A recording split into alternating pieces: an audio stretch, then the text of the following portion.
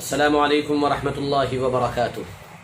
دو گز سہی مگر یہ میری ملکیت تو ہے، اے موت تو نے مجھے زمیندار کر دیا۔ یہ اشعار مشہور زمانہ شاعر جناب راحت اندوری صاحب کے ہیں، جو اب سے کچھ دیر پہلے اللہ کو پیارے ہو گئے ہیں۔ یہ ایک بڑا حادثہ ہے علمی اور ادبی دنیا کے لیے۔ ایک مایہ ناز شاعر، ایک بہترین ادیب اور ایک فی البدیہہ کھڑے ہو کر اشعار کہہ دینے والا زبردست شاعر، جو ہندوستان کی پہچان تھا اور ملکوں میں ہندوستان کا تعارف کراتا تھا، ہندوستان کی مٹی سے جسے بے انتہا محبت تھی، وہ اللہ کے حضور پہنچ چکا ہے۔ ان کے بارے میں یہ اطلاعات تو ملی ہوں گی آپ سبھی حضرات کو کہ وہ کرونا پازیٹیو ہو گئے تھے۔ انہوں نے اپنے ٹویٹر ہینڈل پر 11 بجے قریب یہ لکھا تھا کہ میں اس وقت کرونا سے متاثر ہوں اور آپ لوگ گھر نہ جائیں، میں اپنے ٹویٹر ہینڈل سے آپ کو اپنی اپڈیٹ دیتا رہوں گا۔ یہ حادثہ علمی ادبی دنیا کے لیے بڑا خسارہ ہے، لیکن اس کے ساتھ ساتھ میں یہ بات آپ کی خدمت میں پیش کر دوں کہ انہوں نے شاعروں کی ایک ٹیم تیار کر دی ہے، جو شاید آنے والے دنوں میں ان کی فکر کی نمائندگی کرتی رہے گی۔ ان کے بارے میں جیسا کہ آپ سبھی حضرات کو معلوم ہوگا اور مزید تفصیلات آپ کو گوگل پر، ان کی ویکیپیڈیا پر مل جائیں گی۔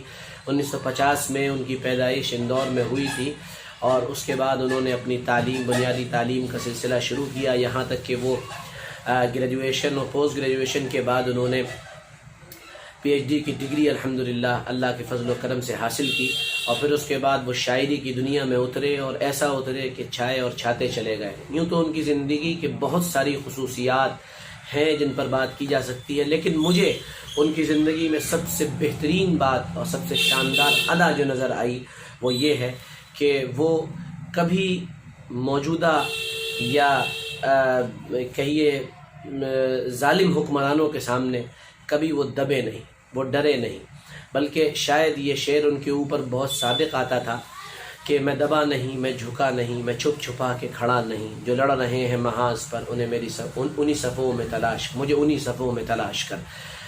اور ان کی زندگی پوری کی پوری شعر، شاعری، ادب، علمی محفلوں کے اندر گزری ہے، جس کی بہت سی تفصیلات آپ کو اور بہت ساری ویڈیوز کے اندر مل جائیں گی۔ یہ تو بس میرا ایک تعزیتی پیغام تھا، اور ان کا وہ شعر میرے کانوں میں ابھی بھی گونجتا ہے۔ جس وقت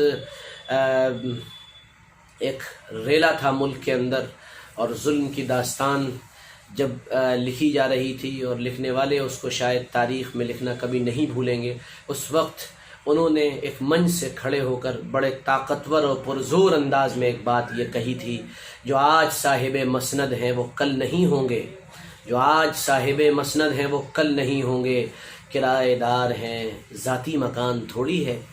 اس طرح کے اشعار سے انہوں نے امت کو اور انہوں نے ملت کو ایک پیغام دیا تھا، ایک میسج دیا تھا، اور وہ میسج یہ تھا کہ ڈرنے کی اور گھبرانے کی ضرورت نہیں ہے۔ وہ خاص انداز میں اکثر کہا کرتے تھے، پڑھا کرتے تھے، صاف دھواں ہے کوئی آسمان تھوڑی ہے۔ یہ ان کا ایک انداز تھا، ان کا لب و لہجہ تھا، جو سامنے والوں کو، اپنے سامعین کو مسحور کر دیا کرتا تھا۔ خدا ان کے اوپر رحمت کرے، ان کی لغزشوں کو معاف کرے، ان کی غلطیوں اور کوتاہیوں کو اللہ تعالیٰ درگزر فرمائے، اور اللہ تعالیٰ ان کے ساتھ آسانی کا معاملہ فرمائے۔ میں ان کے تمام پسماندگان سے تعزیت بھی کرتا ہوں، اور تمام ان کے شاگردوں سے بھی تعزیت کرتا ہوں۔ اللہ تعالیٰ اپنے کرم سے، اپنے فضل سے ان کو معاف فرمائے، ان کی مغفرت فرمائے، درجات بلند فرمائے۔ السلام علیکم ورحمۃ اللہ وبرکاتہ۔